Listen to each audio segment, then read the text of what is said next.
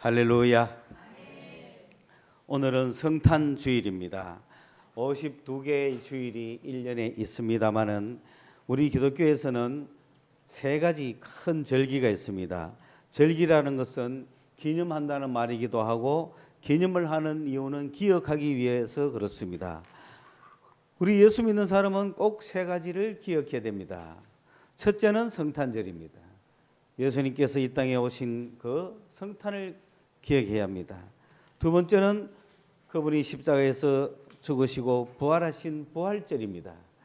그분의 부활을 우리는 기억해야 됩니다. 세 번째로 성령 강림절입니다. 우리 주님께서 성천하신 후에 이 땅에 성령 하나님을 보내주셔서 우리와 함께 계시고 있습니다. 이 세 가지를 기독교인들은 항상 기억해야 됩니다.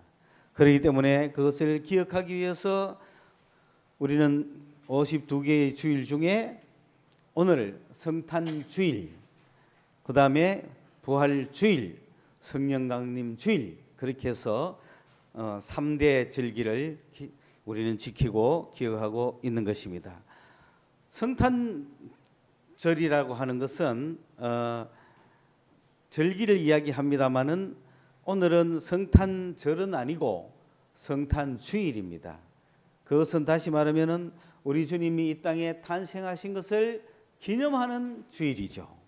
그래서 주님을 기념하는 예배, 주님을 기념하는 예배, 그걸 크리스마스라고 그러는 거예요. 그 성인들이 많습니다. 마리아 주일 또는 성 니콜라스, 성 누구누구, 성 누구누구, 그런 성자를 그리는 예배를 1년 내에 드리는 중에, 그 중에서 성 예수님, 예수님을 예배하는 주일, 그것을 크리스마스라 그렇게 이야기하는데, 우리 개신교 입장에서는 좀 마음에 안 듭니다.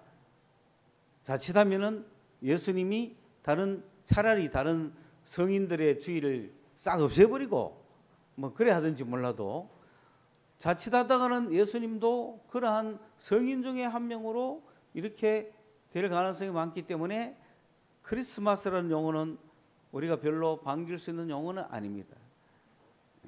그러나 12월 25일은 예수님이 탄생한 날, 왜냐하면 그날이 주님이 탄생한 날인지 우리는 몰라요.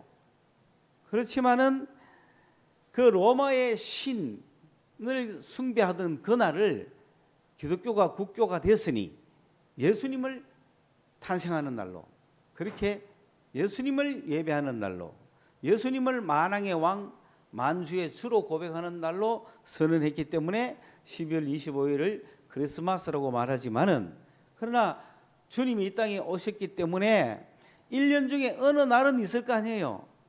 자기 생일은 있을 거 아니에요. 자기 생일 아시죠? 그 생일날, 그 생일을 영어로, 이게 프랑스 라틴어에서 다 오는 용어인데, 그러니까 탄생하신 날, 주님의 생일, 주님의 성탄, 주님의 탄생하셨다, 그거는 크리스마스가 아니고 나티비티죠. 나티비티, 뭐 영어로 하면 그죠. 근데 미국식은 나티비리, 영국식은 나티비티, 그죠.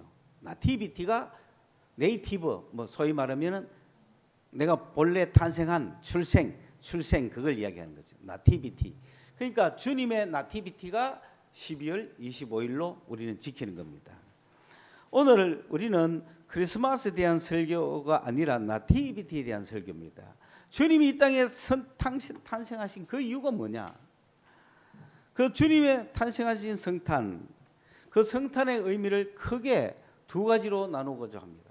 첫째는 공식적인 의미, 두 번째는 개인적인 의미, 이 두 가지로 나누어서 주님의 나티비티에 대한 의미를 살펴보고자 합니다.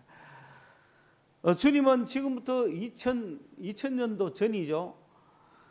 유대 땅 베들레헴에서 나티비티를 하셨는데, 탄생을 하셨는데, 그거는 첫째 공적인 의미는 구약 성경에서 쓰인 대로 오셨다는 거예요.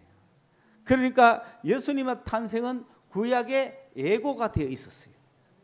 그래서 예수님의 성탄은 공식적으로는 첫째, 성경대로 오셨다. 우리 주님은 성경대로 오셨다가 성경대로 사시다가 성경대로 죽으시고 성경대로 부활하시고 성경대로 승천하시고 성전대로 다시 오시는 거예요. 성경대로 주님은 그 성경을 이루시기 위하여 이 땅에 성탄을 하신 것입니다. 구약 성서의 모든 예언은 바로 예수님의 성탄을 예고하고 있었다. 그것이 언제 어디에서 어떻게 누구의 자손으로 오느냐 하는 것이 한순간에 누구에게 다 알려졌다기보다는 그 구약 700년 기간 동안에 예언자들을 통해서 제일 먼저 이사야에게 다 700년 전에 알려주시고, 그리고 500년 전, 400년 전 계속해서 미가라든지 온갖 선지자들에게 세월이 갈수록 계속 주님의 성탄은 알려지고 왔던 거예요. 그래서 유대 땅 베들레헴아 에브라다야 할 때 너는 유대골 중에 가장 작지만은 너에게서 임금이 나겠구나. 뭐 그런 예언들이 벌써 200년 후에, 그러니까 이사야가 예언한 200년 후에 또 예언자를 통해서 또 나타나고 또 나타나고, 하나님의 뜻은 전 인류 역사에 거쳐서 이렇게 나타나는 거예요. 그러니까 얼토당토 않는 거죠. 오늘 내가 딱 받았는 게 조합을 해보면, 퍼즐을 맞춰보면 주님의 그 세계 속에 다 들어가 있는 거예요. 그래서 성경이 1000년 이상의 기록을 갖고 있지만, 수많은 사람들이 있었지만 하나의 주제를 가지고 하나의 주님의 뜻을 나타내는 성경이란 말이에요. 그 성경대로 예수님은 오신 거예요. 우연히 그 계시는 분을 뭐 하나님의 아들로 한 게 아니에요. 두 번째로 그분은 그러기 때문에 첫째는 이스라엘에 약속하신 분으로 오셨어요. 공식적으로는. 왜냐하면 그 이스라엘 백성들은 그 기다렸던 그분이 누구냐면은 메시아라고 불렀습니다. 메시아라는 것은 이스라엘 백성들이 기다리는 그런 왕을 이야기하는 거예요. 다윗의 후손으로 올 왕. 그래서 이스라엘을 다시 회복하고 로마의 압제에서 구원해주는, 이스라엘 국가를 다시 세워서 전 세계를 지배하는 국가가 되는 그런 하나님의 약속을 이루는 메시아. 그 메시아를 기다리고 있었는데 그 메시아가 바로 베들레헴에서 나신 예수라는 거예요. 그런데 그들에게는 또 임마누엘이라고 하는 이스라엘 백성들에게는 공적 약속이 있습니다. 그 메시아가 오셔서 그 메시아는 우리에게 임마누엘이 될 것이다. 왜냐하면 메시아가 오셔서 그냥 끝나는 것이 아니고 하나님이 우리에게 내려오셨다. 그게 확실한 유대인들의 세계 지배 전략이고 유대인들의 비전입니다. 하나님이 이 땅에 오셔서 영원히 다스리신다. 그게 이스라엘 유대인들의 희망입니다. 그러므로 이 메시아는 이 땅에 왔다는 것은 임마누엘이다. 하나님이 우리와 함께 계시는 거다.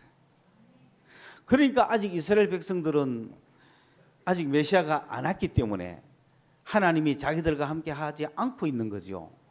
그러다 보니 저런 위험도 당하고 여러 가지 어려움을 겪고 합니다. 그러나 메시아가 오면 하나님이 이 땅에 임하신 거기 때문에 하나님의 나라가 이 땅에 건설되고 전 세계를 지배할 것이다. 그런 꿈을 가지고 지금도 열심히 하나님을 섬기고 살아가고 있습니다.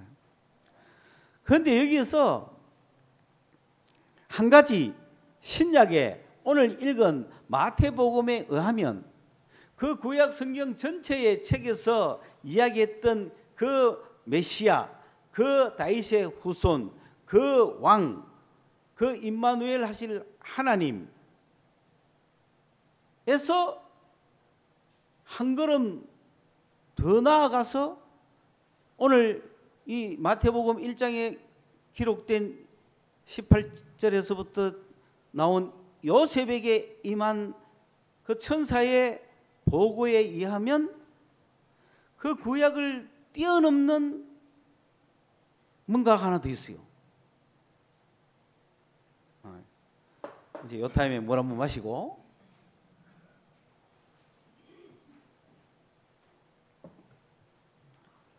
그 구약을 뛰어넘는 뭔가가 하나 있는데 그게 바로 이름을 예수라 하라는 거예요. 예수는 여호수아의 준말입니다. 그러니까 여호수아라는 것은 하나님이 건지신다는 거예요. 하나님이 구원하신다는 이름을 가 있는 거예요. 모세와 같은 분이 나온다는 거죠. 다윗이 아니에요. 왕이 아니에요. 예고가 구세주로 되어 있는 거예요. 구원자로 되어 있는 거예요. 구조자로 되어 있는 거예요. 구출하실 분으로 되어 있는 거예요. 우리를 건져주실 분으로 되어 있는 거예요. 그걸 구세주라 그러는 거예요. 그걸 소테리아라 그러는 거예요. 메시아가 아니에요. 그리스도가 아니에요. 소테리아예요. 나의 구원자예요. 구해 주실 분. 물에 빠진 사람을 구조해 주는 구조자. 화재 현장에서 불 속에 뛰어들어가서 그 위험 속에 죽을 위험에 처해 있는 사람을 구해 주는 구조자. 온 인류가 멸망에 처했는데 그 인류를 구해 줄 구원자. 구주, 구세주로 예고가 된 거예요. 그러니 예수라는 이름은 메시아를 뛰어넘는 더 큰 명확한 목표를 가지고 오시는 분이라는 거예요. 그분은 구세주입니다. 부채에서 구원해 주실 분. 여러분 구원받아 봤어요? 구세주는 그런 분이에요. 물에 빠졌다가 누가 건져서 살아나신 분. 손 들어보세요. 내가 손 들고 있잖아. 내가 한 빠져 봐봐요. 와, 응? 최집사, 최상원 집사 생일 언제야? 생일 5월 6일 6월 30일 6월 30일. 지금까지 살면서 구원받은 적 없어요? 많죠? 그 구세주가 예수라는 거야. 예수가 구세주야. 구세주로 오셨어. 여러분 부채에서 누가 탕감해 주면 얼마나 좋아요. 그죠? 구해 주시는 분 이런 뜻이에요. 그 용어에 우리가 굉장히 민감하자는 거예요. 예수님은 무엇이다? 구세주. 구해 주시는 분. 그 이 시간부터 설교는 또 뒤죽박죽이 되는 거예요. 여러분 요새 인기 드라마가 모범택시입니다. 알죠? 그걸 왜 신나게 많이 보느냐? 시원하게 박살내니까. 주님은 그런 방법은 절대 아니지만 취지는 똑같습니다. 구해주는 거야. 죽지 말고 복수하세요.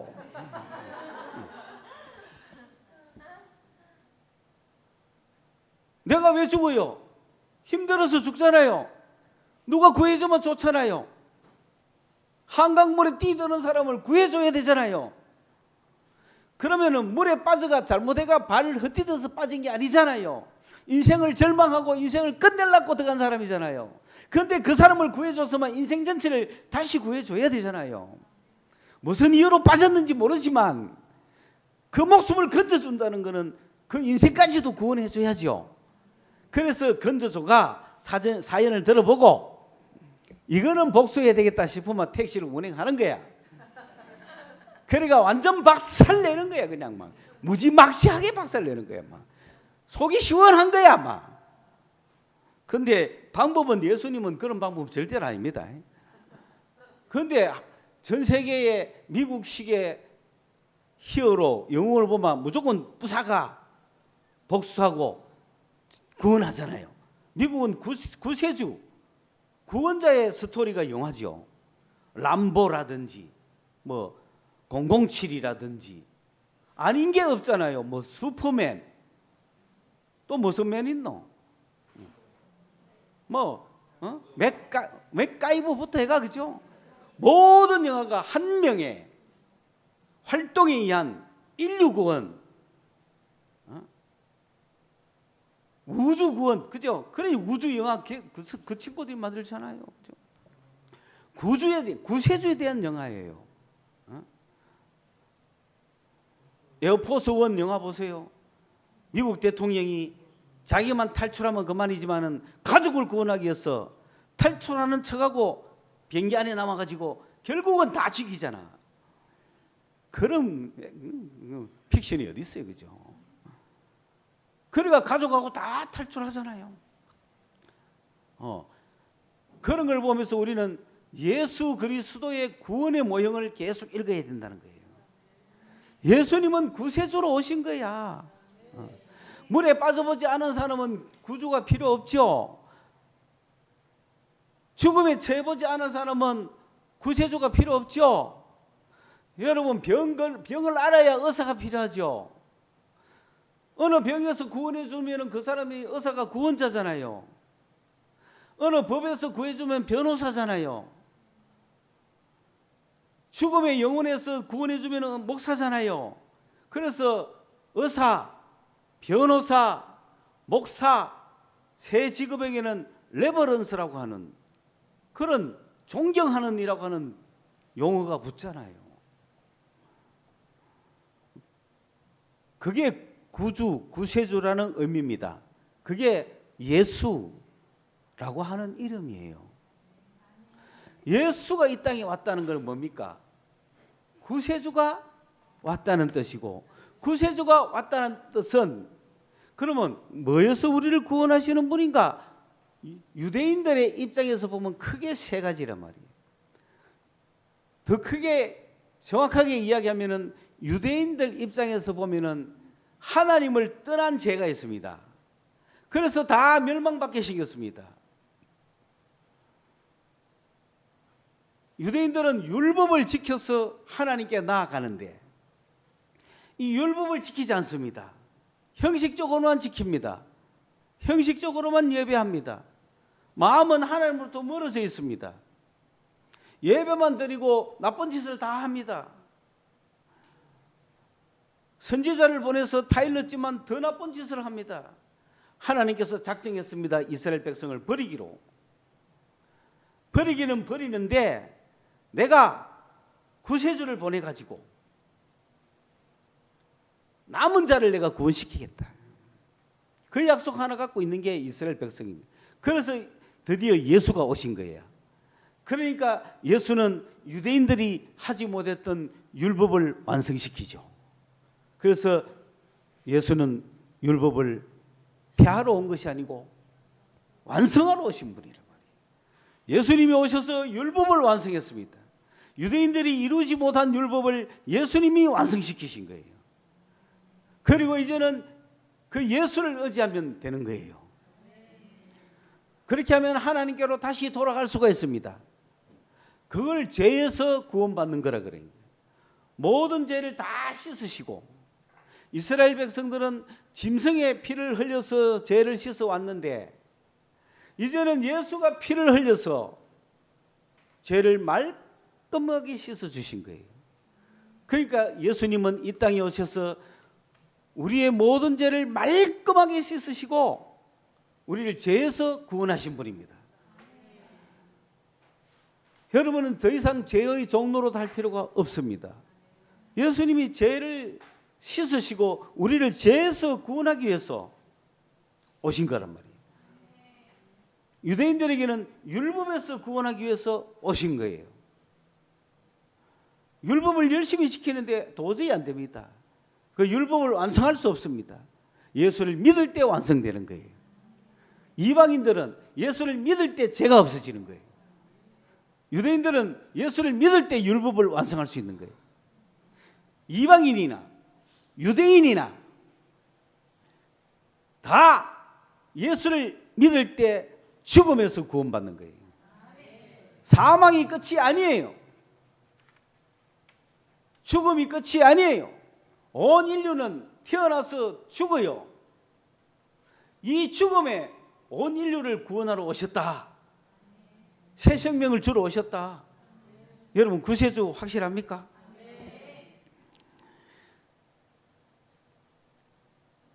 공적인 의미 세 번째, 공적인 의미 첫 번째는 성경대로 왔다는 거고요.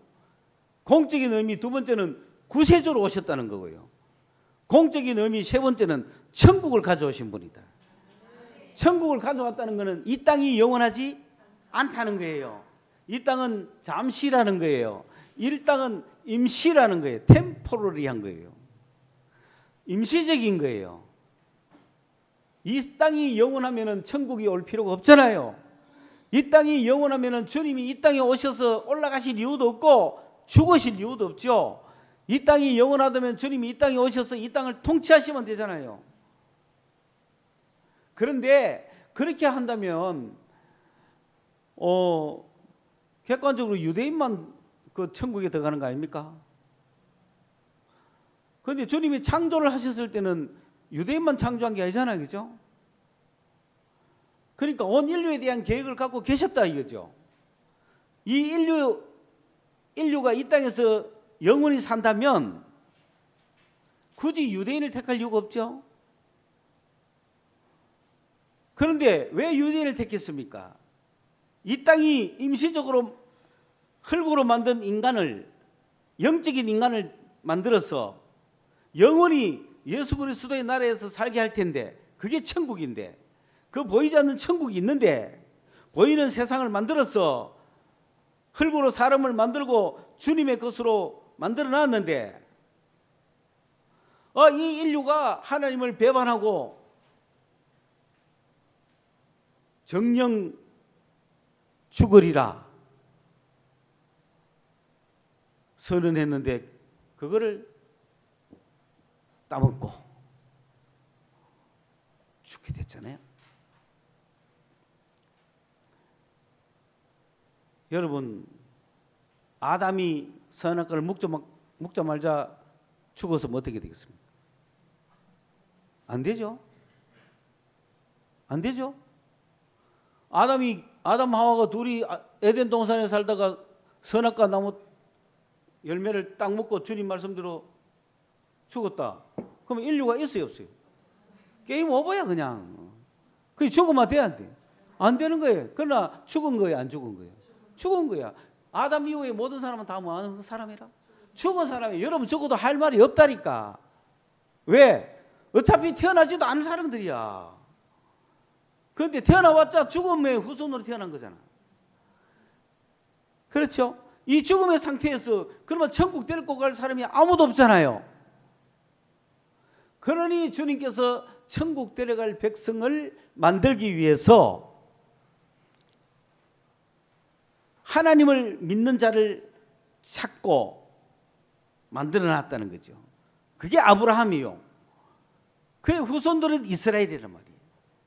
그러면서 하나님께서 아브라함 후손 이스라엘을 통해서 아브라함에게 너에게 내가 복을 주고 너의 후손으로 말미암아 만민이 구원을 얻을 것이라고 예언을 하고, 그러니까 그 후손들이 이스라엘 백성들인데 이 이스라엘 백성들을 애굽에서 살게 했다가 이제는 광야로 데리고 나와서 훈련시키가 가나안 땅에 들어가서 너희는 이제 이 가나안 땅에서 전 세계의 중심이 되어 가지고 주변 인류 국가, 주변의 모든 민족 국가들에게 모범이 돼 가지고 하나님을 섬기는 본보기가 돼 가지고 주변의 모든 민족들을 다 하나님을 섬기도록 해라. 그런 표적으로, 그런 표상으로, 그런 인물을 줘서 가나안 땅에 심었는데 모범이 되기는커녕 더 악한 하나님을 알되 하나님을 영광을 돌리지도 않고 주변의 국가들과 다를 바가 없는 그런 세상 백성이 돼가지고 하나님의 영광을 드러내지 아니하고 하나님의 임무를 수행하지 못하니까 하나님이 놔두겠어요? 이래갖고 구원이 되겠어요? 안 되는 거야. 그래서 이스라엘도 버린다. 이스라엘도 버리면 그럼 어떤 방법을 씁니까? 아브라함에게 약속한 그 후손을 보내겠다. 그분이 예수란 말이에요. 그래서 이제 예수가 오셔서 이제부터는 아담 한 명으로 말미암아 아담의 후손이 다 죽음에 이른 것 같이 예수 한 분으로 말미암아 예수 믿는 사람들은 예수 안에 들어오는 사람은 다 생명을 얻는 거예요. 그 인간 중에 이제 인간이 두 종류가 생긴 겁니다. 아담의 후손으로 태어나지만은 예수 믿고 나서 예수의 후손으로 태어나면은 이 생명도 가지고 저 생명도 가진 두 개의 생명을 가진 사람이 되는 거란 말이에요. 두 개의 생명을 가진 사람이 되어 가다가 한 개의 생명을 가진 사람은 죽으면 끝나지만은 두 개의 생명을 가진 사람은 하나는 끝나지만 하나는 저 천국을 가는 거죠. 영의 세계에 가는 거죠. 주님과 함께 있게 하겠다. 그 천국을 이 땅에 가져오신 분이란 말이에요. 예수님이 오지 않았으면 천국 갈 사람이 아무도 없죠. 그래서 이 땅에서부터 벌써 예수를 믿는 순간에 예수 안에서 하나님의 나라가 시작이 되었습니다. 그래서 오늘 우리가 여기 앉아 예배하는 거잖아요. 성탄의 결과입니다. 주님이 천국을 가져왔기 때문에 우리가 예수 믿고 천국 안에서 지금 있는 거란 말입니다. 천국은 어떤 속성이 있느냐? 천국은 죄사함의 권능이 있습니다. 예수님은 예수 믿으면 죄사함을 받은 거예요. 하나님의 자녀가 됐어요. 그러니까 하나님의 백성이 돼가 교회 인원이 됐습니다. 일요일만 되면 세상과 구분해서 교회에 딱 나오잖아요. 그래 하나님의 자녀이기 때문에 그렇습니다. 천국은 어떤 속성이 있느냐? 의인을 부르러 온 것이 아니라 죄인을 부르러 오시. 죄인을. 주님은 죄인을 부르러 왔어요. 여러분 죄인이십니까? 예. 죄인이니까 뭘 받을 필요가 있어요? 그럼요. 구원받을 필요가 있잖아요. 죄인이니까. 의인은 구원받을 필요가 없어요. 건강한 자는 의사가 쓸데없고 병든 자가 쓸데 있잖아요. 여러분 배가 너무너무 아파. 막 배가 부글부글 끓고 배가 뭔가 탈난 것 같아. 그럼 어떻게 해야 돼요? 의사한테 바로 가면 돼. 옛날 같으면 사흘 굶어야 되지만 동물들은 자체 치료를 해요. 음식을 거절하고. 그런데 인간은 계속 아파도 묵고 계속 싸고 막 이러잖아요. 근데 뭐 버티다 이질, 장티푸스 뭐 온갖 거. 그때는 내과, 딱가가 의사 만나면 근데 똑바른 의사를 만나면 약 한 방 먹고 끝나는데 또 의리한 의사 만나면 배탈이 더 나죠. 그럼 뭐 이걸로 고생하다가 명의를 만나서 배가 한꺼번에 나서 그러면 그 의사는 자기한테 뭡니까? 구원장이라. 구세주잖아. 구세주. 병에서 구원해 주신 분. 내가 죄 때문에 괴로워할 때 죄에서 구원해 주신 분. 그래서 죄인을 불러 회개시키러 왔다. 나는 수고하고 무거운 짐진 자들을 쉬게 하러 왔다. 그런데 왜 너는 너가 인생의 짐을 너가 지고 고민하느냐? 나에게 와서 맡겨라. 왜 네 짐을 네가 지고 고생하냐? 이 미련한 인간아. 내게로 와라. 내가 네 짐을 내가 질게. 그럼 못 믿는 거예요. 못 믿겠어요. 구세주야 구세주. 여러분 내가 짐을 지고 가는데 누가 뒤에 와서 짐을 들어주면 뭐예요?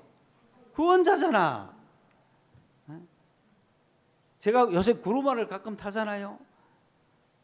일본 갔더니 휠체어 타고 타워 방문을 가고 일하는데 입구에 딱 들어가니까 파킹을 여기서 하라 그러는데 장애인 주차구역은 저기 있잖아요. 입구까지 가야 되잖아요. 그러니까 막 설명합니다. 휠체어 뭐 어쩌고 하는데 뭐 알아듣는데 내가 뒤에서 구루마 가니까 구루마 가더니 막 그러고. 그러니까 뭐 입구까지 턱 모셔주고. 구세주잖아 구세주. 그 어떻게 걸어가겠어요? 군인들이 훈련하다가 다리가 아파가지고 허리도 아프고 이 지금 군장이 힘들면 어때요? 최집사 어느 병정 출신이고? 군대 뭐라 카노? 육군단? 5군단? 포병이가 보병이가? 통신병이가? 무겁겠네. 짊어지고 다녔겠네. 근데 막 친구가 아파가 가마 내가 대신 짐 져줄게 가마 구세줍니까 아닙니까? 예수님이 그런 분인데 안 믿고 싶어요? 도저히 못 믿겠지. 그러나 공식적으로 그래. 공식적으로. 지금 우리가 공적인 성탄을 의미하잖아. 공식적으로 그런 분이야. 공식적으로. 지금 이 이야기는 우리가 사적인 거하고 관계 안 됩니다. 내가 공식적인 이야기 하는 거야. 그런 분이 있어. 여러분 지금 여러 가지 혜택이 많아도 다 못 찾아 먹잖아. 맞죠? 찾아보면 너무 필요한 세상이 많아요. 우리나라에는 지금. 그런데 찾아먹을까 봐 잘 안 알려줘. 예수님은 그런 통신병이 막 다리 다쳐갖고 짐을 못 질 때 대신 져주는 사람이야. 그 구세주란 말이에요. 그런 공식적으로 주님은 그런 분이야. 주님은 그냥 놀러 오신 분이 아니야. 예배 받으러 오신 분이 아니야. 그냥 에헴 하시는 분이 아니야. 우리에게 뭐로 오셨다고요? 구원자로 오신 거야. 구조자로 오신 거야. 물에 빠지면 건져주고 다치면 치료해주고 법에 걸렸으면 해결해주고 살기가 힘들면 살게 해주고 먹을 것이 없을 때 먹을 것을 주고 그런 분으로 오셨단 말이야. 그런데 활용을 하나 안 하느냐 그 문제죠. 주님은 이렇게 이야기했잖아요. 나는 섬김을 받으러 온 것이 아니고 오히려 섬기려 하고 내 목숨을 대속물로 주려고 왔다 그러잖아요. 주님은 이 땅에 죽기 위해서 오신 분이 우리를 위해서. 그리고 주님은 하늘에는 영광, 땅에는 평화라고 하는 말씀을 통해서 이 땅에 뭐가 가득 찰까요? 평화를 가져오신 분입니다. 주님이 가져오신 평화는 평화를 선언했어요. 그 평화의 첫째는 하나님과 평화가 됐습니다. 이제는 하나님과 우리가 원수가 아니에요. 예수 때문에. 예수님이 없다면 온 인류는 하나님과 원수입니다. 하나님을 만나는 자는 다 죽어야 되고요. 하나님을 본 자는 다 죽어야 되는 거예요. 그러니까 하나님 떠나도 죽어야 되고 하나님 만나도 죽어야 되는 거예요. 그런데 예수님이 오셔서 평화를 이뤘기 때문에 이제는 하나님 만나도 죽지 않습니다. 오히려 하나님 자녀가 되는 겁니다. 자, 이게 공식적인 의미입니다. 지금부터는 개인적인 의미, 사적인 의미의 성탄 무엇입니까? 방금 이야기했죠. 그러한 공적인 예수님은 이런 분이요, 이런 분이요, 이런 분으로 오셨는데 그게 여러분에게는 어떤 분이시냐? 여러분은 주님의 도움을 받아봤습니까? 여러분 주님이 구원하는 것을 맛봤습니까? 아직도 혜택을 누리지 못했으면 지금부터 혜택을 누리십시오.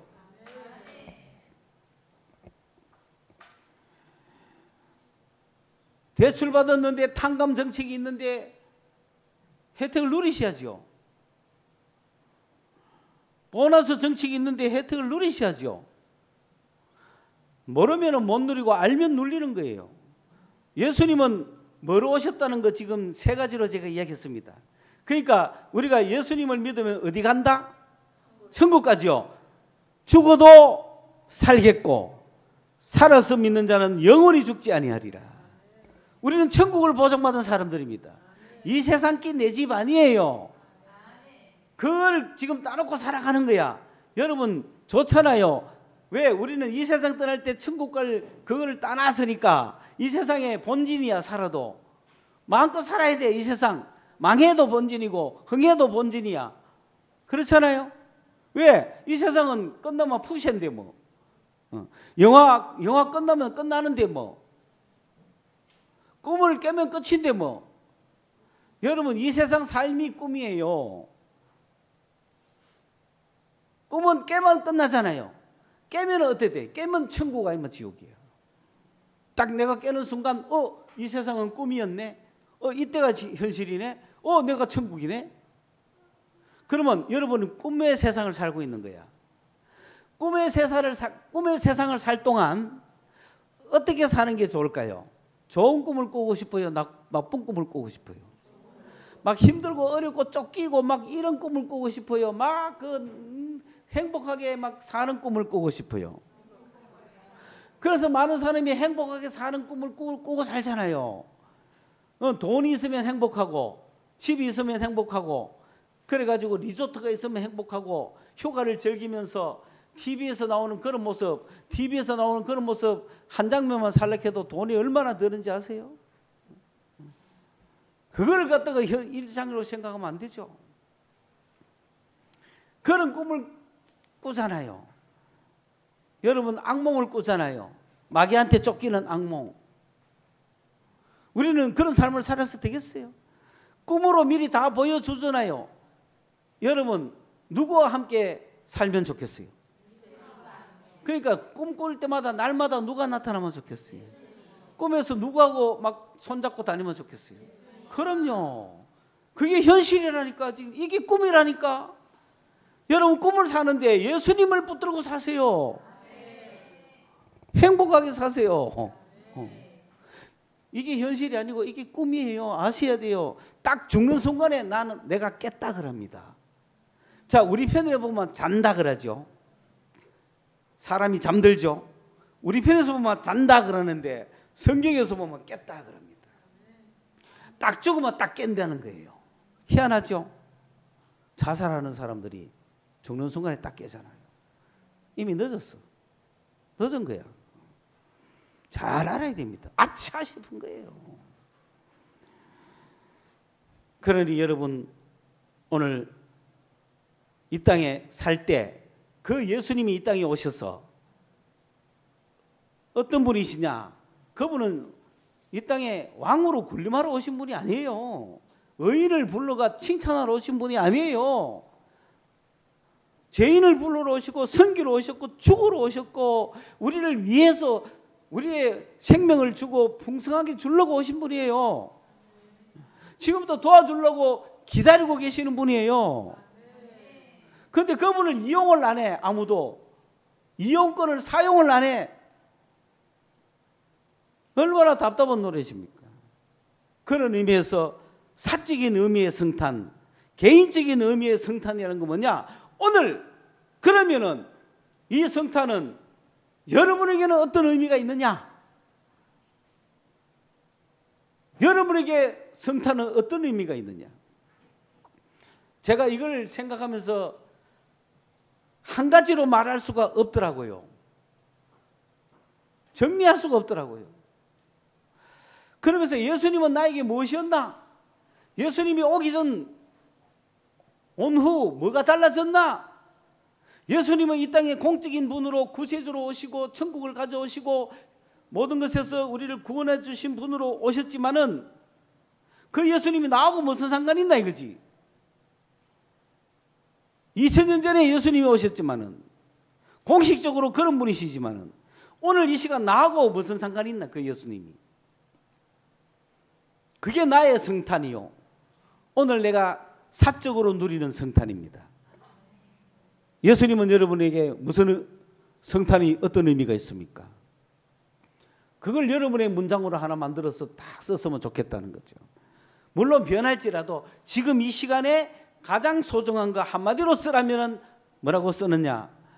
제가 이 난을 비워놨다가 결국은 설교하기 전에 올라오면서 나에게 나타난 예수님, 내가 만난 예수님, 내가 믿고 살아온 예수님, 나에게 성탄은 무슨 의미가 있는가?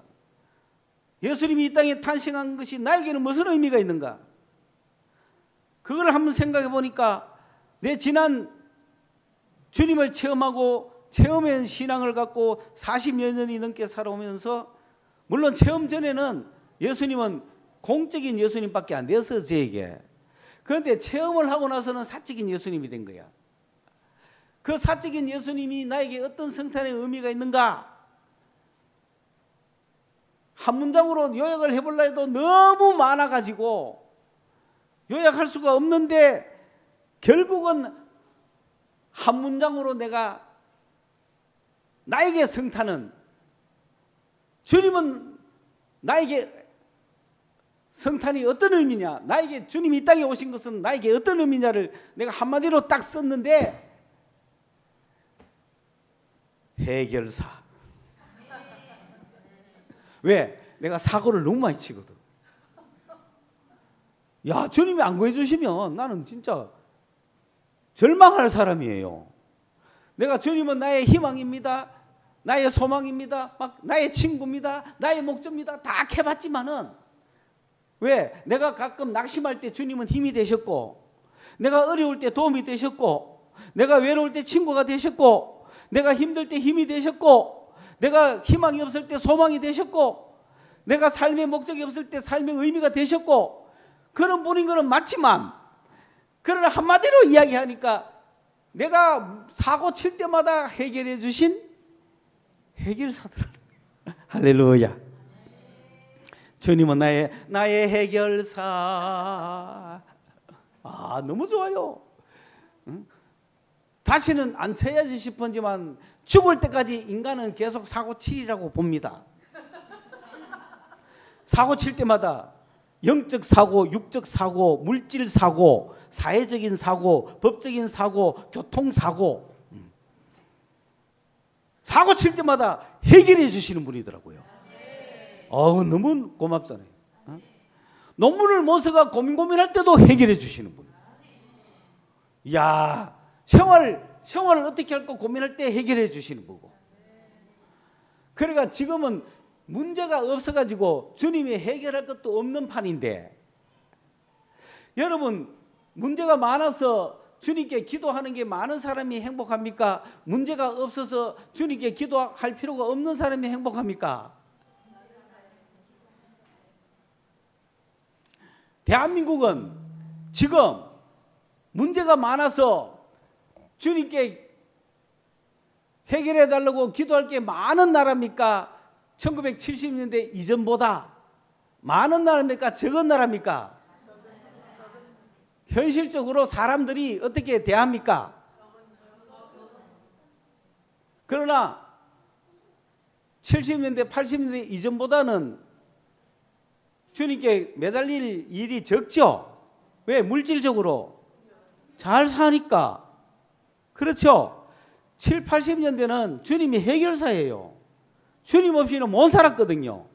그런데 80년 말부터 90년대 이후부터 대한민국은 기도 안 해도 돈만 있으면 살아갑니다. 그게 심각한 위기라는 거예요. 지금 주님 없어도 한 20년 살다 보니까 90년대, 2000년대까지 한 20년 주님 없이도 돈으로 살다 보니 지금은 해결할 게 너무너무 많은데도 불구하고 주님을 찾아요. 자기 힘으로 해보려고 그래요. 그러니까 복음이 사라진 거죠. 아니, 또 이렇게 어려워졌으면 우리는 다시 누구를 찾으면 돼요? 아니, 주님을 찾아만 되지. 미안합니까? 죄송합니까? 면목 없습니까? 면목동에 삽니까? 창피합니까? 다시 뻔뻔스럽게 주님 하고 다시 찾아야 돼요. 아이, 내 힘으로 해결하자 그러지 마세요. 해결할 힘 없습니다. 우리는 주님 앞에 뻔뻔해야 됩니다. 주여, 나는 사고치고 왔습니다. 받아주세요. 다시 나가야 되는 거예요. 주여, 야, 부끄럽다. 진짜, 아니, 한두 번도 아니고 이까지 말고 괜찮아. 주님께 나가야 살 길이야. 오늘 한국교회는 그런 과정을 거쳐서 주님은 이렇게 말씀하십니다. 야, 옛날에 너 어려울 때 나 많이 찾지 않았냐? 그런데 네가 이제 축복받았다고 땡땡하게 놀더니 박살 나가 힘들어지는데 이제 나를 찾아려고 하니 네가 쪽팔리고 부끄럽고 체면 없고 뭔가 미안하고 나갈 그게 안 된다 싶으지만 아니야. 그때도 여전히 다시 나와야 돼. 더 자신 있게 나와야 돼. 그게 믿음입니다. 주님은 그런 해결사의 힘을 믿으십시오. 예. 그런 해결을 받으시기 바랍니다. 그리 아니하실지라도라고 하는 무한 신뢰를 가지고 이제는 나를 구원해 주신 그분이 이 문제를 해결해 주신 그분을 위해서 살아보자. 여러분 최근에 그분이 해결해 주신 거 있습니까? 감사하십시오. 그리고 그분을 영광 위해 삶 살아보겠다고 하십시오. 그리고 아직 그분의 해결의 체험을 못 봤습니까? 여러분의 문제를 그분께 갖고 나와서 해결 받아 보십시오. 그분은 해결사입니다. 죄 문제, 율법 문제, 죽음 문제, 세상의 온갖 짐의 문제, 인생의 짐 문제 뭐든지 해결해 주시는 분. 오늘 2025년도 내 개인적인 성탄의 의미는 해결사다. 그 해결사를 주님 붙잡고 남은 평생 끝까지 한번 살아보자. 그리고 우리가 만날 때마다 주님이 이런 문제를 해결해 줬어요. 이런 문제를 해결해 줬어요. 라고 그룹이 모여가지고 그 주님의 은혜를 나누는 교회가 되어야 되지 않겠습니까? 누구 요새 어느 목사님 비판 맞다나 교회가 모여가 당회는 당회실에 당회가 모여 있고 권사는 권사실에 모여가 있고 안수 집사는 안수 집사 방에 모여 있고 교사는 교사 방에 다 모여가 앉아가 예배 끝나고 그 모여가 세상 이야기나 하고 부동산 이야기나 하고 뭐 집산 이야기나 하고 사회적인 이야기나 하고 그러다가 밥 먹고 예배가 안 되더라 이거지. 그래서 방을 다 없앴대요. 예배 마치고 집에 바로 가라. 설교 내용만 기억하고 일주일 살아라. 설교 듣고 저끼리 모여가지고 부동산 이야기하고 바로 뭐 얼마를 난가하니 뭘 투자해라 해서고 뭐 어디서 이런 이야기 하고 앉았다. 교회가 안 된다 이거예요. 주님이 해결사입니다. 모이거들랑 기도하고 우리 문제를 주님께 내리고 해결사로 오신 주님 해결해 주세요. 주의 영광 위에 살겠습니다. 그렇게 주님을 찬양하고 주님을 기뻐하고 슬픔을 당한 자 위로하고 그렇게 살아가는 모습이 교회의 모습이 아니겠는가. 기도하겠습니다. 고마우신 하나님, 오늘도 구세주를 우리에게 보내주셔서 감사합니다. 그런데 우리가 그 구세주를 나의 주님으로 모시지 못하고 나의 구주로 나의 해결사로 모시지 못하고 살아가는 아직도 공적인 주님을 알지만은 사적인 주님을 모르는 많은 불쌍한 영혼들이 있습니다.